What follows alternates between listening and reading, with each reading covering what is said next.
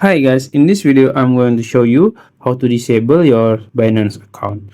So maybe you don't want to use a Binance account anymore, so you can disable it. But before you disable it, make sure you already withdraw all your coins. So yeah, you can just search it and search disable,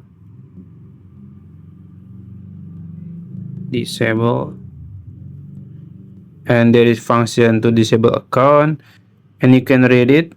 Disabling your account will cause the following: all pending withdrawals will be cancelled, all trading capacities for your account will be disabled, all API keys for your account will be delayed, all device for your account will be deleted.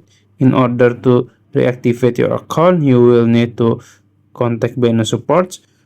And then the last one is verified personal information will be deselected. If you already decided to disable it, you can click disable account. That's it. Thank you.